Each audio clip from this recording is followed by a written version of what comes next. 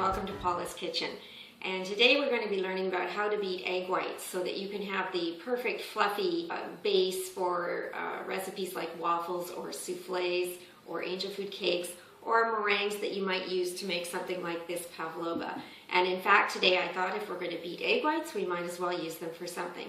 So we will also be making a pavlova.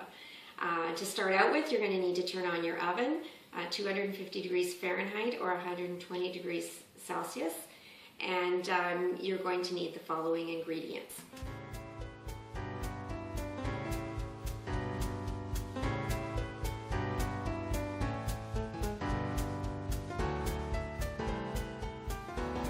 You have a few equipment choices for beating egg whites. If you have lots of energy and you want some exercise, hand whisk is something you can do, but personally not my favorite choice. If you have a stand mixer, that's something else that you could use, and it's a very efficient tool. However, I don't happen to have one of those. So I'm going to be using my hand mixer. Now I do have two choices for beaters for this. So I can use the standard beaters, and they will work for beating egg whites, but it takes longer to use these than to use this whisk attachment. And so today I'm going to be using my whisk attachment on my electric mixer in order to beat the egg whites. When you're beating egg whites, you want to remember a couple things. One is that you want your egg whites to be at room temperature. You're going to get more volume out of the egg whites if you do that, and you can achieve room temperature by bringing your eggs out about 30 minutes before you want to use them. And if you forget to take them out, you can put them in a bowl of warm water, not too hot, warm water for about 5 to 10 minutes, and that will get them to room temperature.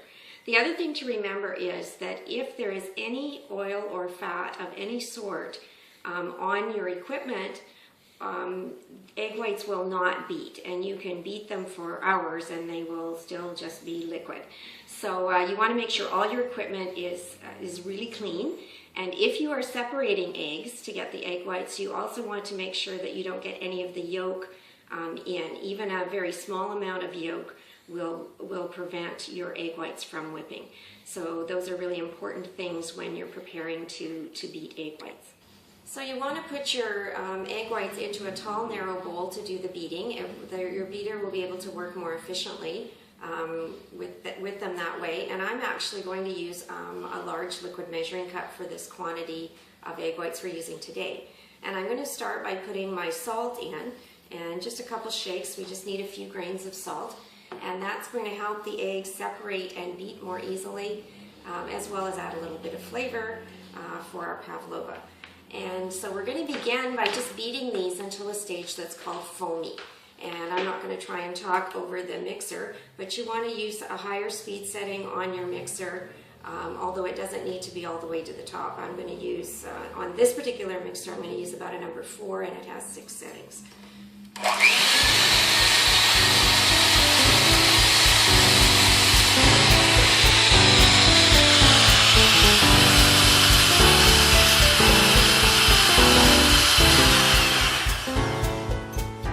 And it really only takes a few seconds to get to a stage where the egg whites would be considered foamy, and so you just see a lot of small bubbles on the surface of the egg whites. At this point I'm going to add a stabilizer. And what a stabilizer does is it helps the egg whites, first of all, you'll get more volume out of them, and it also helps to stabilize that volume so that it doesn't disintegrate or break down as easily. Now any acid will work. You could use a little bit of lemon juice or orange juice or something like that. Today I'm going to be using cream of tartar. So I'm going to put that in, and at the same time I'm actually going to put in my vanilla for this particular recipe. And that again is just in there for flavoring. And we're going to continue beating these now until they reach a stage called soft peaks. And this will take a little bit longer than the foamy stage. So just hang in there while the mixer's going, and I am going to turn it up to the highest speed setting on this particular step.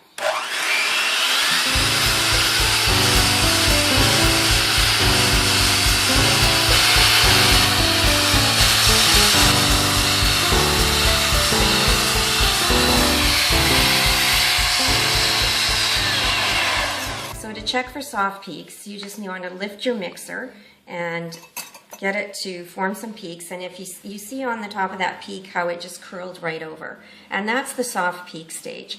And so at this point we want to add sugar, and the sugar is going to also improve the stability of the mixture and of course add some flavor. And it does need to be added gradually. If you add it too quickly it can decrease the volume, and you also want to give it time to dissolve as you're adding it. So you can either measure it a tablespoon at a time, or if you trust your pouring, you can just gradually pour it in.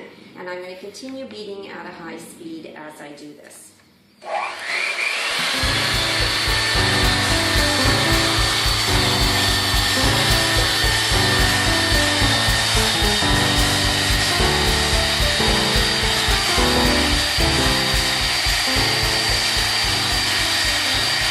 So when you have stiff peaks, when you pull this up, you are going to see in this instance it is going to curl over a little bit, but look how it stands on the mixer. You don't see it falling over or dripping down. It's just holding its shape. And that's what you want, because I want to be able to shape this when I put it, make the pavlova with it.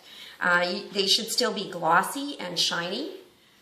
As well. If it loses its shine, you've actually overbeaten the eggs, and if you overbeat them, they will become more compact, and they will not hold air the way that they should, and your product is not going to turn out well. Now, while you're beating them, you should occasionally use a rubber scraper and just scrape the sides of the bowl down, and that ensures that there's no sugar crystals that don't get beaten into your mixture, and that all of the egg whites are evenly whipped and uniform in the mixing. The meringue is ready, and so now I'm going to actually use it to make 4 individual meringue shells. And so what I've done is I've taken a piece of parchment paper and I've used a glass to trace 4 circles, and these are about 7.5 centimeters in diameter. And then I'm actually going to turn that upside down because I don't want the pencil on my meringues. And then I'm just going to scoop approximately 1/4 of this mixture onto the circle,